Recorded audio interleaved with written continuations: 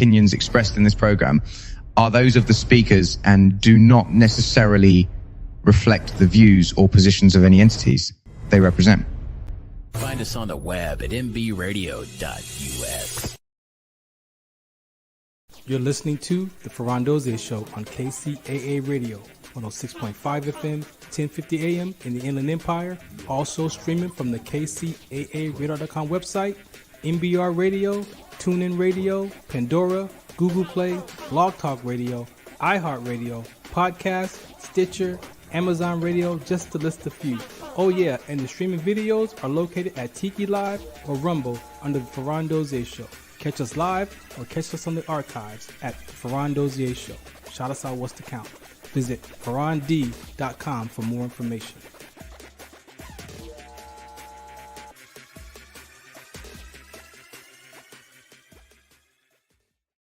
Some of us still carry the burden of battle. It threatens to drown us in our everyday lives. In battle, we had our weapons and combat gear to keep us safe, to keep us confident.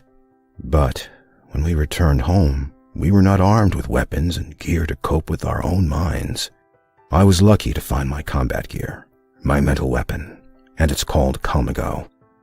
Calmago is a drug-free device that allows you to achieve calm in less than 3 minutes in moments of anxiety, stress, anger, panic, or insomnia, not with medication, but rather by activating the parasympathetic nervous system through breathing regulation and multisensory stimulation. A recent study has shown that Calmago decreases PTSD and anxiety levels in veterans, helping those who are suffering and having a long-lasting effect. Visit Calmago.com to learn how you can get Calmago through the VA or with a special veterans discount code.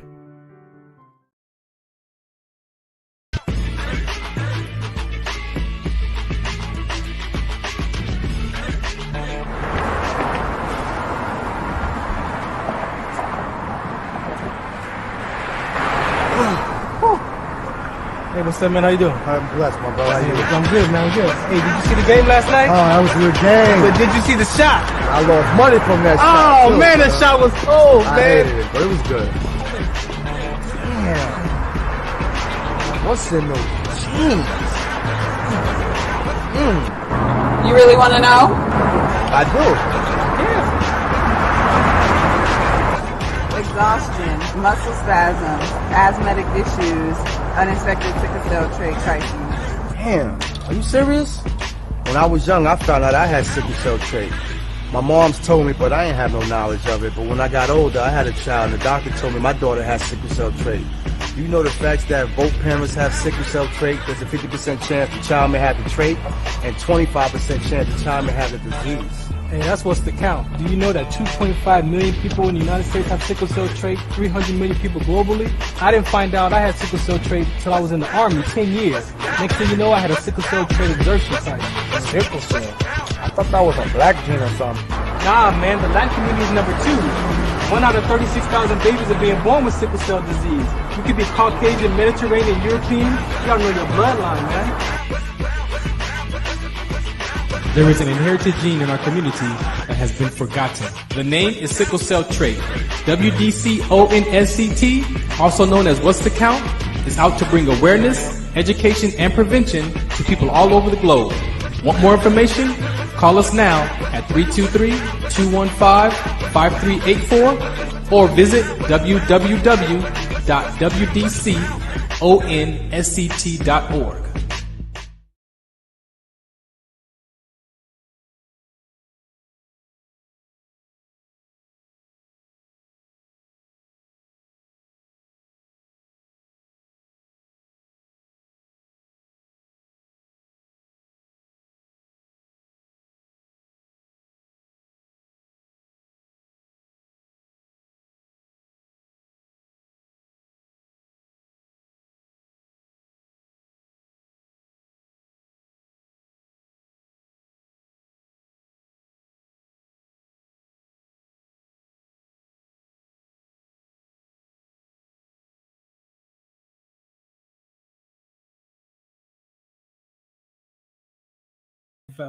I'm over here on mute, just talking away. Again, welcome to the Farron Dozier Show on KCA Radio, 106.5 FM and 1050 AM.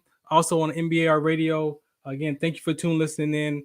This is a special edition show tonight, Thursday night.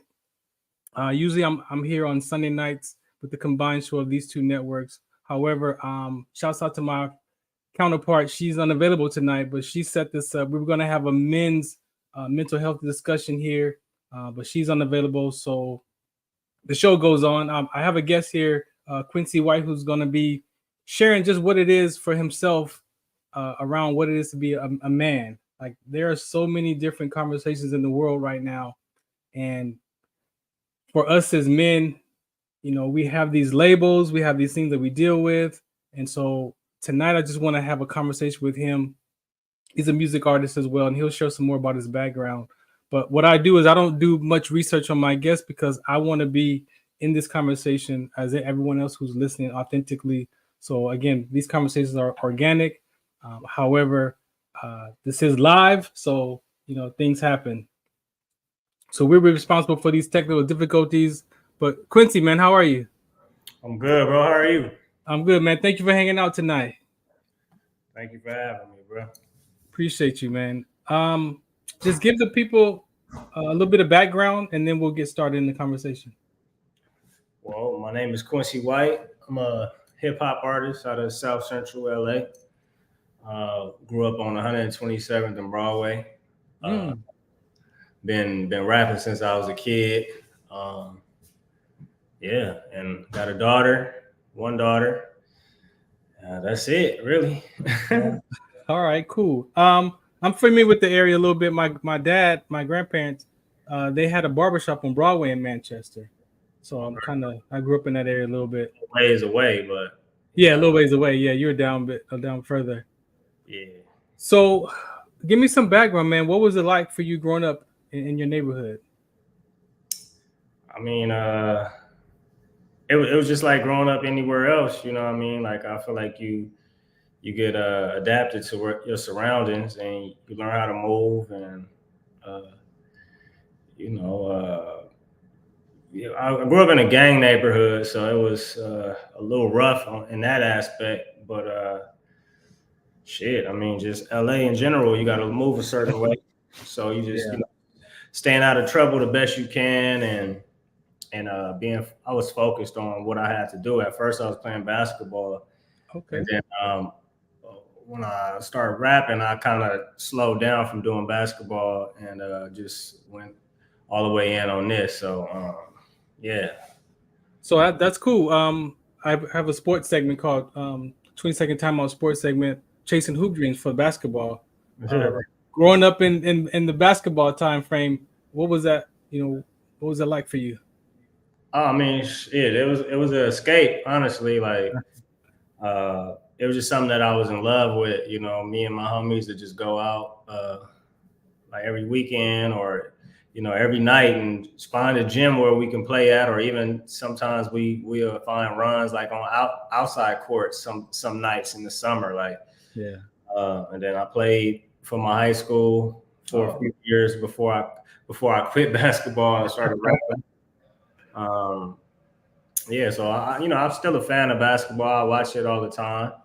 I watched the whole playoffs. I seen everything unfold. Yeah. It's dope. I love the game. Yeah. Did you have a Chasing Hoop Dreams before the music started? Did I have a chance? A Chasing Hoop Dream. Did you have something was there some goals in that Chasing Hoop Dream or just recreational? Well, I think every kid, when they pick up a basketball and they start loving it, they're like, "Oh, I'm gonna go to the NBA." That's the first thing we say. Yeah. But I'm like a realist. I was always under 130 pounds. I had a really, really nice shot though. Like they used to call me Sparklets, in high school. So my jumper was wet, but I couldn't even make weight and a lot of stuff. So I kind of was like, I probably won't go to the league and nothing like that. So after a while, it started being recreational for me. You know what I mean? Yeah. No, I could relate. I didn't get my height or weight till after high school, but definitely played basketball in the neighborhood. Yeah. And recreational. I went to Fairfax. So I played ball over there. I went to Inglewood. Even though I grew up in South Central, I went to Inglewood because I'd end up getting expelled from LA schools when I was younger. And then my mom sent me to Inglewood. Like it's like such a good city or something. It's not as turned up as, disrespect to my street dudes from Inglewood, but it's not turned up as South Central or Watts or Compton, but it's still, got some activity over there, Do you think, and there's a conversation that if you in an environment like gangs, that they leave the athletes alone? Did you experience that kind of relationship? Yeah, I mean, a little bit of that, like, when I was playing basketball, like even my homies in my neighborhood, they, because I grew up, my uncles and stuff, like, was some of the first people that repped the neighborhood that I grew up in. So they always would tease me like, yeah, you from the hood, but they'll leave me alone because I'll be walking around with my basketball. Right. But, yeah, they didn't never push me into the gang life. You know what I mean? Yeah. I think that just come with the territory, when you in them areas, you know what I'm saying? Yeah, for sure. Even if you're not claiming the neighborhood, the people that's coming through to cause trouble, they're not like, oh, he not. He is right. Yeah, they don't. Over here is from over here, you know what I'm saying? So it was like a guilty by association thing, but I never was all the way in that lifestyle. I was, respected by my peers. I respected the street culture. Yeah. But I always knew I had a bigger purpose than just being a street dude, For sure. Let's talk family. What do you want to say about moms? Oh, my mom, that's my best friend. You know what I mean? We still super close to this day. I lost my pops 2012. We was pretty close too, but you kind of cherish your parents more when you lose one. Yeah. And so I'm blessed to still have her. She's 66 now. So I talk to her every day as much as I can, Yeah, for sure. Thank you for that. What do you want to say about Pops? Man, he was a good man, he did the best he could, he wasn't perfect, but he definitely, tried his hardest to make sure that we came out the best we can, even until he transitioned. Yeah. So, I just hope he's proud of the moves I've been making.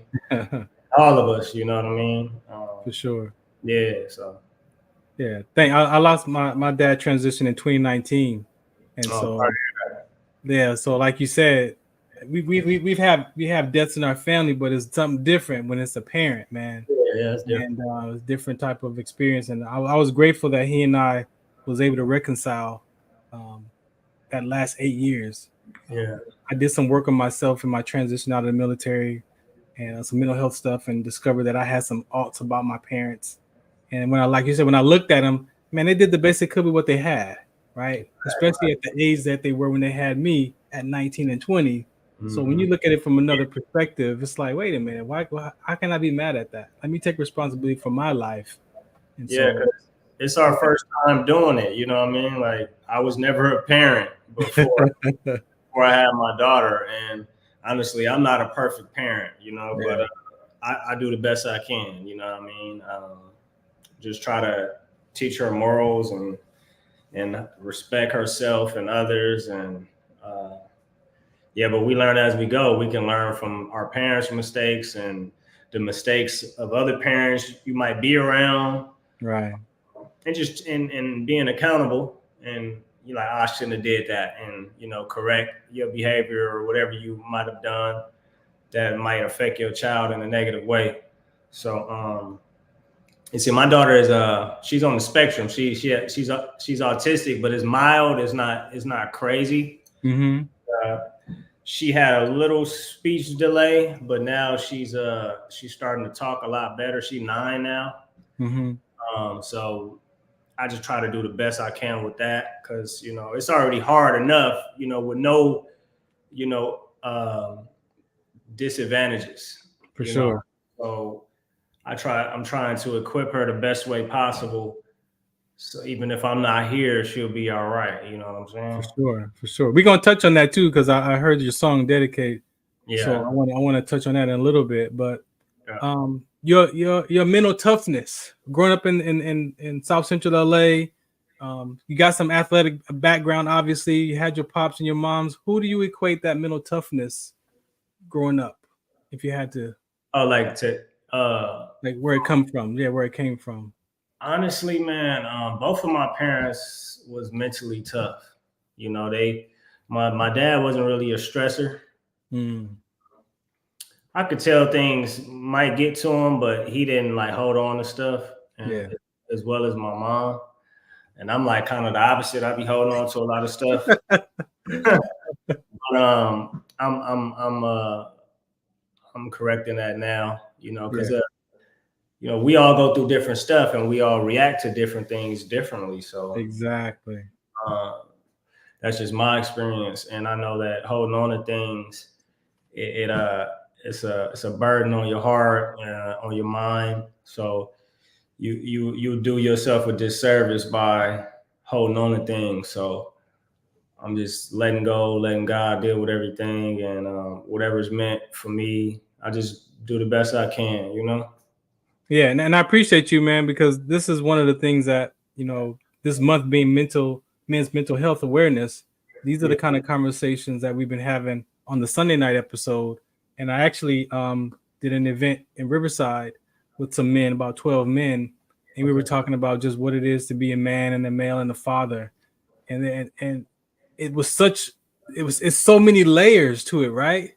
And being, like I said, being a father is a role, not just a person, right? And just depending on our examples, where we learned our behaviors from, and even what we made it mean about us, you know, it plays out in our adult life, right? And sometimes we forget where we made these decisions in our life and things like that. So you're saying that with your parents, you kind of saw their behavior kind of mental tough, but with you saw yourself a little bit different. Yeah. Do you recognize like where it came from or how it got established? Do you like recognize that? As far as my mental, you said mental? Yeah, for your as far as like saying like where you say you hold on to things a little bit more, because like for myself, I realized that there were some areas that I felt like I wasn't good enough, or I wasn't, you know, the I'm not. We deal with some type of I'm not, right? I think I just think it's like a collection of things, you know what I mean? It's for me, it may be, you know, losing all my close friends. Going so hard at something and not reaching a certain goal you set for yourself. So you start to question your ability.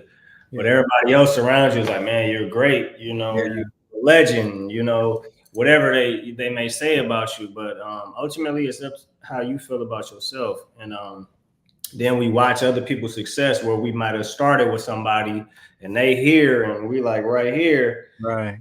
But our talent level may be up here with them. Right. And so it's an everyday battle to keep yourself like level-headed and understand that your journey is your journey. For sure. And if you want to do better, it's just like you just gotta use all the stuff you see that may bother you as motivation. It's like, you know, you gotta shift your perspective on how you look at things. And that's what I'm working on. You know what I mean? In the passing of when your pops, you know, say your pops passed in 2012, did you have another male figure step in, or how did you address that? Like I took on with my dad passing, like it's my turn, right? Because when he passed, my grandson was born like 2 weeks afterwards. And so it was this roller coaster of losing my dad, but then now I'm the grandfather, and it was like, you know, now my example. Well, like I said, my pops passed in 2012. I had my daughter in 2014. My homie, because I was actually staying with my homie at the time, Baker Man, rest in peace. I looked at him as a big brother, you know what I mean? And he passed away. you know. So I didn't really have a lot of time to grieve a lot of times because I had my daughter and my daughter needed me, you know. So I did have a lot of people I looked up to as, you know, either I wouldn't say father figures necessarily, but you know, either big brothers or just role models. And yeah, along the way for sure. But like literally, like I said, all the people I looked up to is really almost, you know, gone or you know, it's crazy. It's crazy. So, you know, you deal with people always associate PTSD with, you know, the military. You know, you can have shit from the streets. Exactly. Being paranoid, thinking, you know, people out to get you, and you know, it's a crazy thing, you know. Yeah, if you don't mind, I like to touch on the grief. Like I said, I'm still in my process, right? When I was able to kind of come out of mine, it took me about 2 years, and I realized that I had damaged some relationships around me because I was in such a grieving phase, right, in and out of it.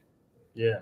For you, do you think that grief plays a part in people's lives of why we're on edge, because we're dealing with those emotions, that grief, and because there's so many phases of it, we go in and out of it? Do you think that could be something that people in life, or why they kind of are hard on each other, or there's something in the background of their behavior because they're in this grieving space? Yeah, I mean, like I think what people, like I said, what people go through and how they react off the things they go through kind of shapes their personality. And if you're not somebody that can see that you need work, right, you can't really change the way you know, interact with people if you're not seeing that it's a problem. You know, I am somebody that's very accountable, and I know when I'm on bullshit, and I know when I can, you know, tighten up. Yeah. I think it is a mixture of a lot of stuff. What people go through, how people view themselves. If somebody, like, I feel like when a lot of people don't know what their purpose is, they're more angry. Yeah. And they feel more empty because they don't have nothing to wake up to and look forward to. Yeah. It's kind of like they just on the hamster wheel, like just every day is the same type of day. Yeah. And you got to create goals for yourself. And even when you reach those goals, you got to create new goals. Always make new relationships, cherish the good relationships, remove the bad relationships. Yeah. It's multi-layered, really, for me. I don't think there's one thing that, you know. Yeah, no, I agree. And your transition from basketball to the music, for some people, especially elementary to middle school, is where we lose our children when looking back, right? Because you're looking for that acceptance and belonging with your peers, right? And so for me, it was being a new kid on the block sometimes, and finding my identity on the basketball court is what drew me in, right? And making friends at that level, and then transitioning that identity to a soldier in 1989 when I joined the military. For you, was that transition from the basketball identity to the rapper identity, was that smooth transition, or was it? It was a smooth transition. Like, I was playing basketball every day. I'm talking about every single day. And my homie that I was playing basketball with was like, hey, you know, because we start messing around and writing little raps and shit. I didn't take it serious. It was just something fun and something to experiment. And then, you know, he had a karaoke machine at his house. Oh, and it was like dual tapes. So you can have, what we would do is we'll get a tape and put some instrumentals on it. Yeah. We'll get a blank tape on another one. So we'll play the instrumentals on this one and record on the blank tape. And we would just rap over the instrumentals. So we wasn't taking it serious. We was just something to have fun with. Yeah. one day he was like, man, let's so we did like a whole little, couple of songs, just freestyling and shit on a karaoke machine. Yeah. And then one day he was like, man, my cousin got a studio. Let's go to the studio. I'm like, the studio? Like, I didn't, it wasn't nothing that just sparked my interest. I was like, what you mean a studio? Like, the man, just come on. So I ended up going, and man, I fell in love like instantly with it. You know what I mean? This dude named, his name was Nonsense. He was from Compton. That was his cousin. And he taught us how to record ourselves on Pro Tools back in the day. And I'm talking about it had me so intrigued and interested that I feel like I didn't have time to play basketball. Oh, yeah. With all my time, I was like trying to learn how to get better with music and learn how to record myself better, get faster at, more efficient with the program. And I started off doing music, passing out to my friends and my family. And then that turned into the whole neighborhood knowing who I am. And then I ended up doing a song with like The Game and Kendrick and everybody. And then I got a name in LA, and then it grew from there. Like, you know what I'm saying? So I didn't really know I wanted to like be a professional. I just knew I wanted to be good at it, because that's just the type of personality I have. When I do something, I try to be the best at it. You know what I mean? So, yeah, it was a smooth transition though. Like it was like kind of destined, like the way the transition happened. It wasn't it wasn't like a rough transition. It was real smooth. Yeah. Mm-hmm. Looking back now into that transition, we talked about earlier about maybe you have to give up some friends, let some friends go, get some new friends. What was that like for your peer transition, friend wise? I mean, my close friends is always my close friends. No matter what I did, they always supported it. But then, as you obtain any type of success or accolades, then you'll have people coming in and out your life. Yeah. Like, when you do something big, you get a gang of calls and texts. And then when you get quiet, you don't really hear from the people that ain't really close to you. Yeah. And then you pop out and do something big, then you got the people checking in just to stay close, just in case you blow up. You know what I'm saying?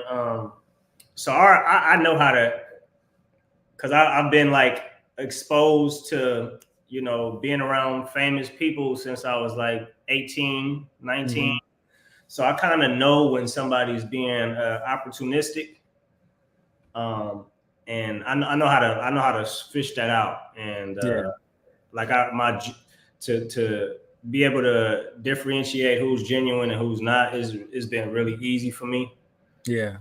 So I mean, my friends is my friends, and if I meet new people and I feel like they're genuine, then we'll build. But I don't let people use me, or because I don't use people. Like I put my work in, and I really earn anything that I accomplish. Yeah. You talked about success and what it looks like as you begin your rap career or start rapping. Was there somebody that you listened to? Who were you listening to back? I grew up on Tupac. I grew up on Nas. Snoop Dogg, Cube, Eminem, Jadakiss, DMX. Like anybody that I was always, even as a kid, I gravitated to people that like I can close my eyes and I can vision what they're saying. Yeah. I'm not really somebody that just like a hot beat and somebody not really saying shit. Right. I always been gravitated to a real message. So when I got into it, it didn't take me long to know that I wanted to talk about like real life, things that I see, things that I've witnessed, things that I've heard, things that I lived, things that my homies lived or whatever. So I always listen to real hip hop, you know. Yeah. Did your family, mom, dad, did they encourage that, or were they more like, "Can you go to school, man? Can you do something else as well?" My pops was hot. I ain't gonna lie. Because he really believed in me on the court. Oh, okay. You know, he didn't really have it like that financially. So, you know, as a kid, you know, you want the tightest basketball shoes. He was, you know, at the time, you know, $100 pair of shoes back then was like ridiculous. Right. He bought me, you know, some nice basketball shoes, and then yeah, I remember the quote. Like it was yesterday when he knew I quit basketball and I started rapping. He said, man, you gonna drop the basketball to pick up a mic and sag your pants? Oh. So he didn't really like embrace it, but my mom was like, shit, if that's what you love to do, like go ahead, you know. Yeah. My pops didn't end up like getting behind it until he saw that I was taking it serious, and then people in the neighborhood was like, "Hey, your son is blah blah blah." Like, man, he dope. He wasn't even listening to me. He did right. So one day, I think he seen one of my CDs laying around, so he took one. He took one, and then he started riding around to it without me even knowing. And he came to me. He was like, "Man, you know, Quincy, man, that's you cool." He's like, "You bad, man. You bad." That's cool. Like, that's cool. You know, he was like, "You really got it, man." He was like, "That's what's up." Like, you know, and then he became one of my biggest fans. You know what I mean? Yeah, that's cool. It was really, really. He used to wear my label shirts, and he was like, "Yeah, you know my son." Blah, blah, blah. You know, he started going in for me once he seen the vision and knew I was taking it serious. You know, he just wanted me to, you know, looking back, he just wanted me to be good. You know, because it's scary for I would imagine it's scary for a parent that your kid want to do something that's not really like it's a clear path to it. You know, if you want to go be a doctor, you got to go to college, and then you got to go to med school. You got to do your residency. You want to be a lawyer, you go to college, go to, you know, pass the bar. Yeah. But with music or entertainment in general, is not really no clear way to get there, and it's not no definite way to get there. It's like you may do it and never get there. You know, right? Exactly. So he just wanted me to be okay. Yeah. And I understand it. But I like I told him, like I tell my older brother, like anybody that's concerned about my well-being because I chose this path, you ain't got to worry about me. I always make something out of nothing. Yeah. You know? So before I take this break, you brought up your siblings. What do you want to say about your siblings? Oh man, shit. My siblings is my siblings. You know what I mean? We, you know, it's never perfect. Yeah. We all different. Yeah. We all different. You know, you always gonna have a love for your siblings. And shit, I just wish everybody the best. You know what I mean? I want everybody to be good. I want their mental to be good. I want their spirit to be good. You know, I don't want no on the fence relationship with none of my siblings, because I don't have any envy or hate or resentment towards any of my siblings. You know, you may not be able to say the same sometimes, but I mean, I just know that I stand and I come with with pure intentions, and I want to see everybody win. You know, I love my siblings. You know, I appreciate you saying that, man, because a few years back, I got two sisters.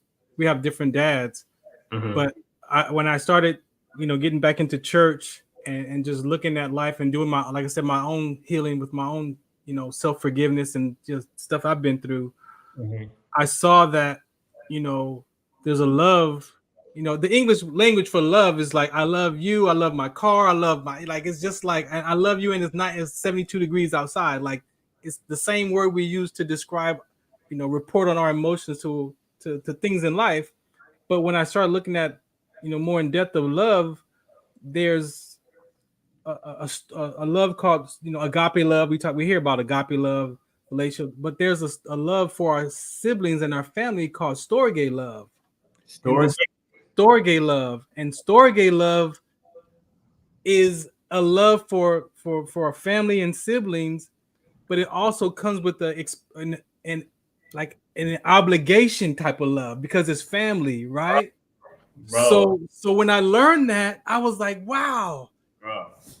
So you have friendship love, then you have that family love, which is a little bit different because it comes with obligation. Then you feel like, well, I gotta do this for you because you're my sibling. Yeah, that's not me. Like, and I think that's where the problems be lying when it do come to like sibling rivalry or exactly. Like, people see how you look and you got jewelry and nice car and you around famous motherfuckers, so they if somebody needs some help and you say you can't do it, it's like, oh man, fuck you. And it's like I just make this shit look good. Even if I had it, I don't have to do it. Right. You don't have to do it for me. Yeah. You know what I mean? I told my siblings that a long time ago, man. Like, just because I'm your brother don't mean I owe you shit. Yeah. Nobody owe you shit. Yeah. I don't expect y'all to do nothing for me. I don't never ask y'all for nothing. Yeah. You know what I mean? So and it takes to have that, what I discovered for myself, because I had to, when I discovered, I had to go experience it. So I had to be the one with my sisters to say, hey, we're going to come together and we're going to go spend some time together, because that obligation, it takes extra to have that experience of being friends with your siblings, because it takes work, because that obligation is in the way, it feels like it. Yeah. So I had to be the one to say, hey, you know what, I'm gonna fly out there. They were all at my mom's in Georgia, and I was the only one that wasn't there. Mm-hmm. So I'm like, you know what, I'm catching flight, I'm out. Right. And they didn't believe I was coming, but because I knew that if I didn't do that, how else were we going to be closer than outside of just the obligation feeling of, well, because you're my sibling, I have to do this for you. But no, like I want to experience that friendship with that sibling, and it takes work. Yeah, and that's what people don't understand. Like, I'm glad you said that, because siblings will think you're supposed to be close just off the title. Like, you got to call. Yeah. Like, I can't be the only one that's calling. I can't be the only one that's trying to be cool. Yeah. You know what I'm saying? Like, I can't always be the bigger person. Like, if you got a problem with me, why do I gotta call and break the ice? Like, everybody gotta, have their own sort of accountability. And me personally, I don't care who you are. If you don't treat me with respect and I don't really care to have a relationship. Yeah. No matter what the title is, you know what I'm saying? Disrespect there. If it's envy there, if it's jealous, like I'm cool. I don't want to be around none of that, because this shit too short. And if I'm trying to be cool with you, I can't keep forcing shit. Yeah. You know what I mean? And it's tough. It's tough when it ain't exactly the way you want it, but I only can do so much and try so many times, Yeah. And this, like you said, it's not wrong that even though we have our siblings, we are supposed to go and find our own friends as well, right? So you have to be able to, but some people use that alt or that wedge in the sibling, like, well, my friends are my family. Like, there's a closeness, and it's like, why you got to put it that way? Like, you're supposed to go make friends with other people, right? But that obligation is it could be a corrupted mindset for some people, man, and that to me, that's what gets in the way of that family love, because of that sense of obligation. So I appreciate you, man, for saying that. Yeah. All right, so we're gonna take a break. This is the Farron Dozier Show. MBR Radio, shout us out, what's the count, man? I appreciate y'all for listening. And we're gonna play some public service announcements, and then we'll come right back with Quincy White right here on the Farron Dozier Show. Do you remember studying sickle cell in biology class? What's the Count on Sickle Cell Trait Prevention is here to bring you awareness, education, and prevention conversations around the risk factors of this inherited gene. Visit wdconsct.org. You're listening to The Farron Dozier Show on KCAA Radio, 106.5 FM, 1050 AM in the Inland Empire, also streaming from the KCAARadar.com website, NBR Radio, TuneIn Radio, Pandora, Google Play, Blog Talk Radio, iHeartRadio, Podcast, Stitcher, Amazon Radio, just to list a few. Oh yeah, and the streaming videos are located at Tiki Live or Rumble under the Farron Dozier Show. Catch us live or catch us on the archives at the Farron Dozier Show. Shout us out, What's the Count? Visit farrond.com for more information.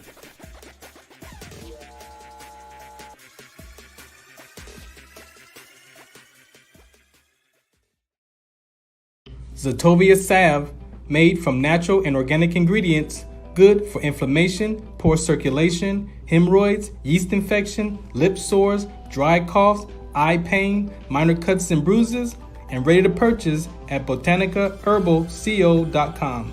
botanicaherbalco.com. botanicaherbalco.com. I just wanna breathe this name, my God.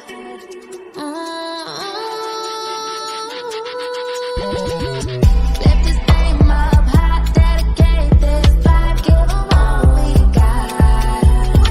Testify with our hands out, I keep them up in the sky. I just wanna praise. I just wanna praise. I just wanna praise. I just wanna praise. I made it up out of the city, avoided the hate and the gritty. Me and my little brother, my lovely mother tried to make it easy, but we was some knuckles though. We used to let them knuckles throw. We used to let them chuckles go when we thought about the places we would go. Yeah, lights off. Yeah, no, really. Lights off. Yeah, no money. Lights off. Under the candlelight.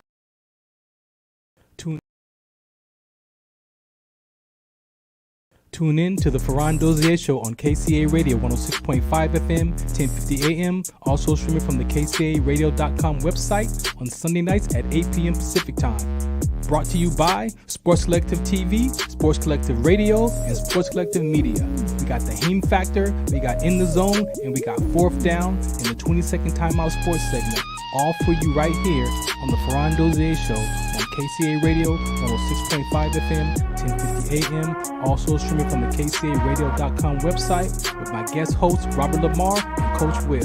Catch us on Sports Collective Media on Instagram and Facebook, and make sure you watch us Sunday nights at 8 p.m. on KCA Radio 106.5 FM, 1050 AM, also streaming from the KCARadio.com website. Music, talk, sports, and so much more on the Farron Dozier Show.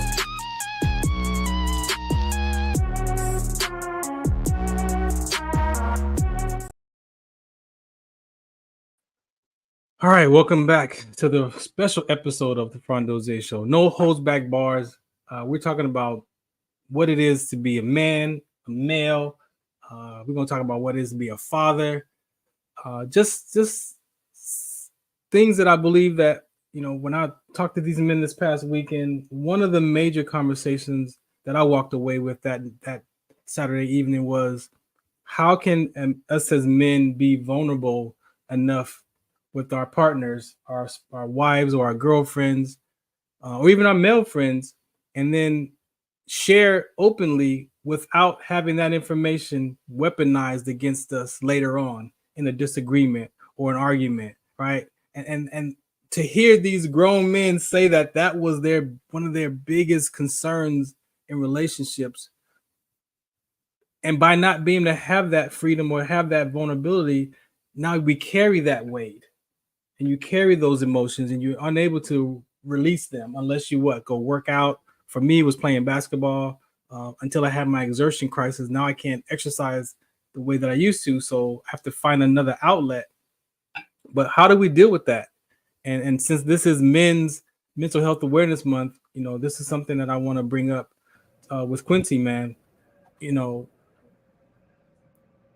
before you had your daughter, and however your relationship with her mother was before that, what was it like for you trying to find that partner, that relationship? I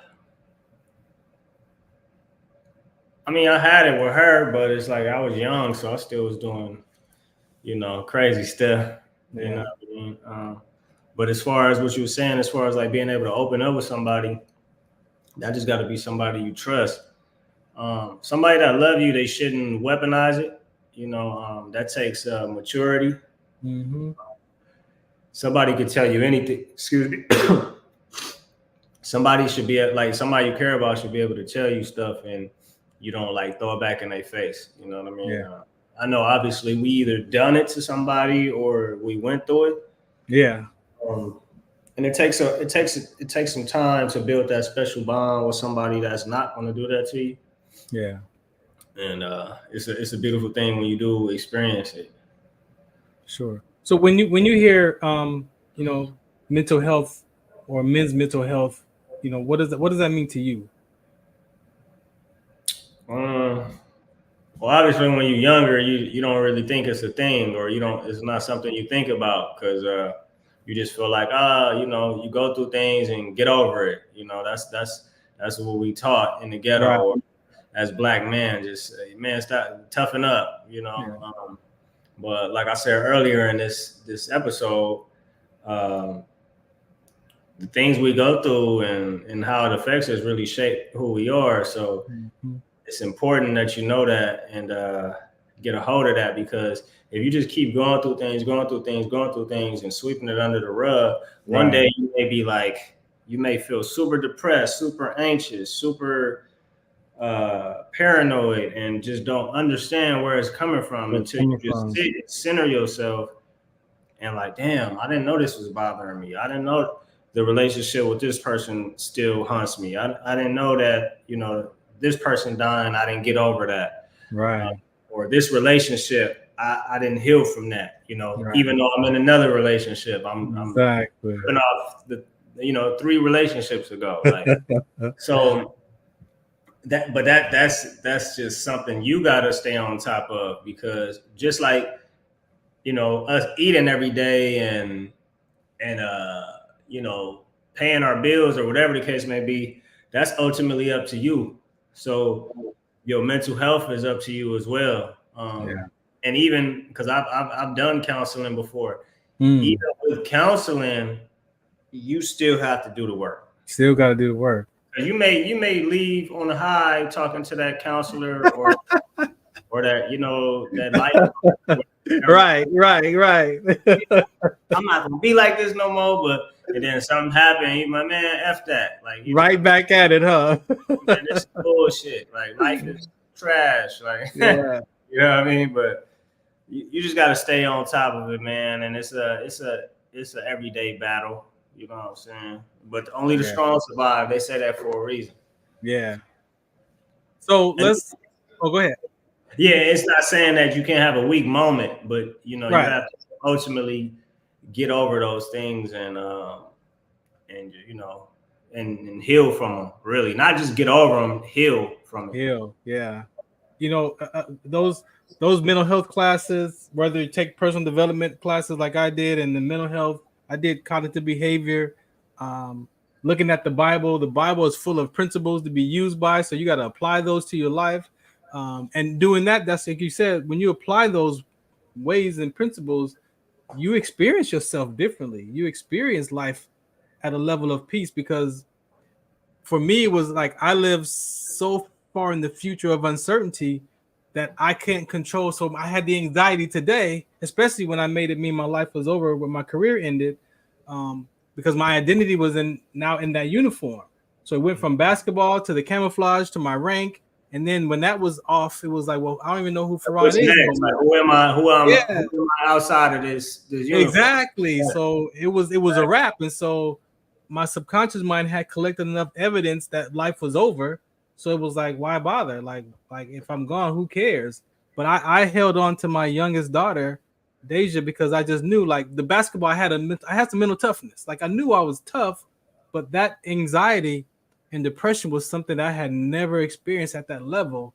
And so, to spiral out of that, into that uncertainty and then being mad at myself for my career ending, like carrying all that weight until I actually got in some classes. Oh, that's where that's coming from. And it was like, okay, so then I don't want to take my life right now. Like I can find something else to be. Right. And I'm glad that you found something else that you was passionate about. Seemed like you passionate about this. So, when things, chapters of our lives may close, you know what I mean? And then we got to open a new chapter. I'm probably not going to be rapping forever. So, I'm pretty sure when I put this down, it's like, oh, I'm going to have that moment of like, damn, who am I? Like, you know what I'm saying? But I know that I'm bigger than a rapper. You know what I mean? I'm a father, I'm a son, I'm a brother, I'm a friend, like, Right. And I'm not defined off of my profession. Right. You know what I'm saying? So it's important to know that even if this podcast go down today, you still who you are. Yeah.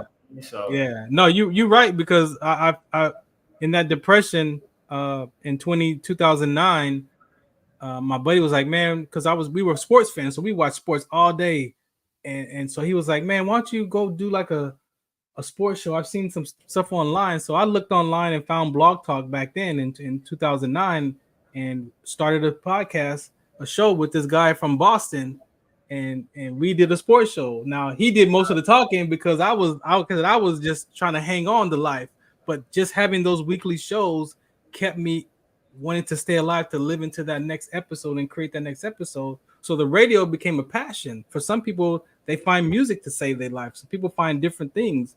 So that radio kind of kept me alive. And then when I saw that my sickle cell trait was connected to sports, it was like, well, I have a voice. So now I found it was another identity, but it was an identity that gave me some strength to maintain myself. But even then, I had to peel that advocate for sickle cell trait off, because I don't who am I? Like I want to get to the core of who Farron was. So those identities, like you're saying, is important because they can play a factor in how we behave with each other, how we act, how we pretend that we're okay and we're not okay. So before we get out of here, I want to talk to you some more about this transition from being a male to a man, and then now your daughter is going to be born. Like, what was that for you when the father role was coming in? Yeah, like, cause if you like you living life on the edge, like if you by yourself, right? And you figuring out where you sleeping, you figuring out what you eating every day, and you're not really tripping off living on the edge because you're used to it, you know what I mean? But then, you think about this little girl or this little boy, whatever that person is having. You think about that little person and you start to think like, I got to do better. I got to have more stability. Yeah. Because us not having stability and us being in stressful situations, that's going to make her anxious. Yeah. That's going to make her scared. That's going to make, what I'm saying? So I prioritize my daughter's well-being, and is she in a comfortable environment? Is she around people that's not going to scream at her? Is she around people that's not going to hit her?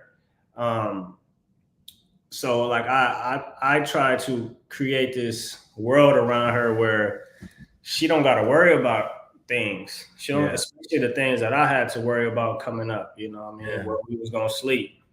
If we, we had to eat. I used to put toast in the oven and put some butter and cinnamon and sugar on it because I didn't have nothing to eat. What I mean?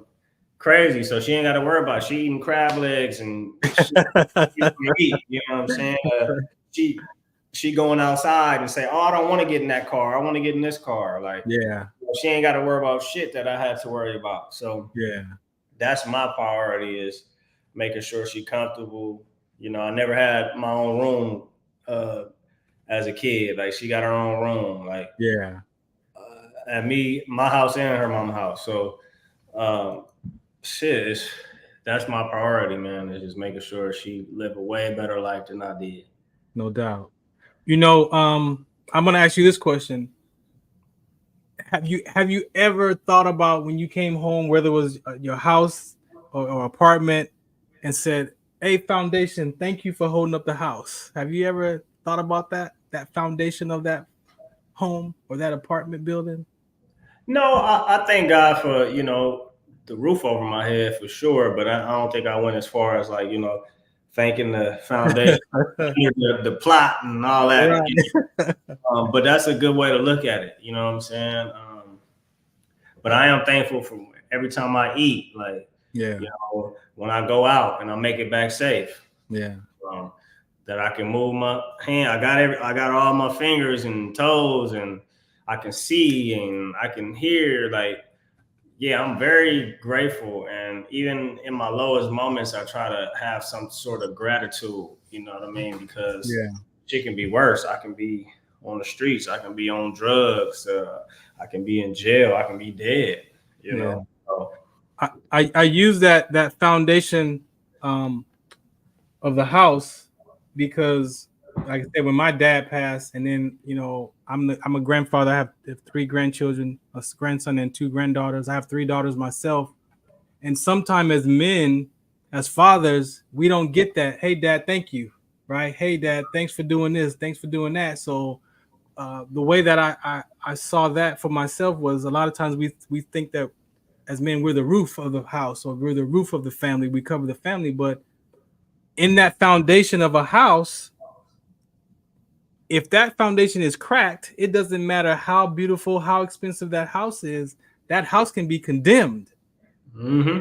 Right? So in that analogy for myself, I was looking at like, wow, I have to, as a father, I have to know that I've done the best I can with what I've had. I provided, even if nobody tells me thank you, thanks grandpa, thanks dad for doing this or doing that. I have to have that ingredients in myself to know that I provided, I'm here, I'm stable, and what y'all do is cool in the house. But for some men, we don't realize that, and sometimes we seek that from our family, right? Then because we do want that acknowledgement, everybody wants to be acknowledged, but sometimes as a father, as a parent, you don't get that from your. Well, not yet, right?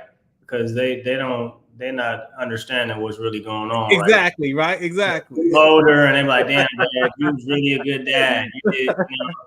You did, they just like, oh, you ain't getting me this. Well, I hate my life. Right. You know what I mean? Like, but that comes with maturity, so that they'll understand that you was a great dad, or you are a great dad. Yeah. And lastly, being back in church now, and having God show me that my sickle cell trait, like I was born with that inherited gene. I was passed down from my grandfather's side of the family to my dad, from my dad to me. And then here God shows me that this is your military career was just a part of why you were born. This cause right here is in your mother's womb. I gave you this inherited gene. And so sometimes in the world, when we look at illnesses, the Bible calls them afflictions. And sometimes those afflictions draw us closer to God, even though we're dealing with our health or whatever that affliction is. So with your daughter being on this spectrum that, that they say she's on, how did you as a father, deal with that for yourself? I mean, it was tough, you know what I mean? Because like I said, even without any type of like disadvantages, you try to like, you already know it's kind of hard to make sure they end up okay. Yeah. So then you put that extra pressure on yourself, like, damn, she autistic. I gotta make sure nobody try to get over on her or take advantage of her. So it was tough. Like when I found out, I shedded a tear or two, what I mean? But as time went on, I see that God was like, she gonna be all right. You know what I'm saying? Because when she wasn't talking, I had to learn how to communicate with her just off of just, I knew that she loved me and she knew that I loved her just based off our physical interactions. And, and then when she started talking, I was like, man, this is beautiful. You know what I mean? And now now when she called me and be like, "Daddy, what you doing?" and are you in LA? You know, like it's beautiful, man, and it's just something that I've been praying about, and you know, her speech is opening up, and shit, I just gotta thank God. I can relate to you on that subject, man. My grandson, you know, I think it's the medical community with this spectrum of autism, right? Because for him, they even thought, because he wasn't talking, he was like 2, and they were afraid that he was on some spectrum, so they actually taught him sign language so that he could start to communicate with us. And so I told my daughter, I'm like, look, don't trip, like let them learn that sign language, because that's if that's what they want to do, but don't dwell in the autistic that he's going to be on some spectrum. And sure enough, man, at 3, whatever he was listening to for them first 2.5 years, man, it just came out of his mouth. Now he won't stop talking, right? But I just believe that there is a concern in the medical community because of autism is such a huge conversation now. They have so much money around that too, that they want to make sure that they're checking our children out early. But for some parents, that could be detrimental to your thought process of, oh my gosh. Yeah, how did this happen? Right. What did I do? There's nobody in my family with it. How did she get it? You know? There's just so many questions, you know what I mean? But yeah, I mean, we can't control, you know, the cards we dealt. So we just, you know, move accordingly and maneuver around that, you know? So the song, what inspired the song? I heard God in the song. I heard your daughter mentioned in there. What inspired that track? She did. You know, when I heard the beat, I couldn't hear nothing but the topic of just my daughter. You know what I'm saying? And what causes me to go hard every day? You know what you know, even when I'm, you know, mentally messed up, it's like, okay, I can have my moment, but I gotta keep going because this little person right here is relying on me. Yeah. So that's all it was. It wasn't too much, you know, a crazy process of coming up with it. It's just I kind of tend to speak on how I feel when I'm in the studio, you know. So that's what I felt that day, and that's what came out. Yeah. I'm gonna let you go, man. We've been here for an hour. What's next for the music career? Oh, man, I got like, I'm working on a ton of projects. I'm working on like 7 EPs right now. I finished one. I just got the mixing back for that. The mix is back for that. I'm like maybe 40% into the second one. I got into acting, so I got into a big TV show. No kidding. On an episode coming soon on FX. Okay. So shit, just keep going. That's all I can say. I don't know what's next. You know what I mean? You know, like you can plan, and we don't know. I'm just putting my best foot forward and working as hard as I can. You know, I thought I was going harder, but I know I can go a little harder. So that's what I'm doing. You know. Cool, man. I appreciate your time, man. Again, we're strangers, man. So I appreciate you. Like I said, I didn't do much research on you because I just wanted to be authentic and genuine in our discussion, man. But I saw your page, man. I appreciate you, and thank you for your time, man. Yeah, appreciate it, man. Have a blessing, bro. Right, you too. Thank you. All right. Thanks for listening in. A special edition. Usually this is my blog talk episode, but you know, being a part of NBR, did some research, and there was a clear space tonight, which was perfect, and so we dropped that segment here. I'll probably just take the audio and put it on my blog talk show so people can listen to it over there. But if you want to be a guest, want to hang out, it's not just for veterans. This is a show for conversations, music, talk, sports, veterans, life, chronic illnesses. Be a guest. Hit me up at Farron Dozier on all platforms. The Farron Dozier Show as well. Catch me here back this Sunday for the last episode of the month for the men's mental health awareness conversation. So we're going to have one more topic there. And then my sports crew should be back, Robert Lamar and Coach Will with In the Zone and the Heme Factor. So look out for that sports segment piece. It'll be here on KCA Radio and MBR. And again, I appreciate y'all for your time. Shout us out what's the count. WDCONSCT.org. If you want more information about sickle cell trait, make sure you visit that, WDCONSCT.org. And shout us out what's the count.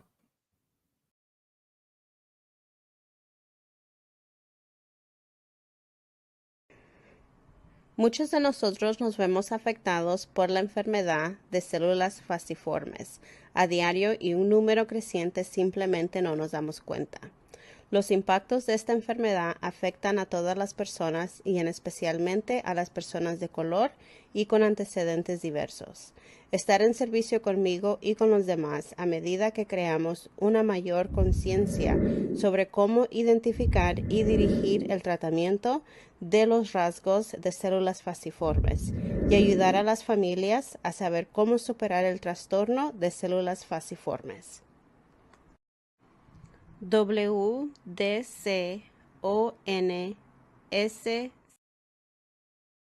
Do you remember studying sickle cell in biology class? What's the Count on Sickle Cell Trait Prevention is here to bring you awareness, education, and prevention conversations around the risk factors of this inherited gene. Visit WDCONSCT.org.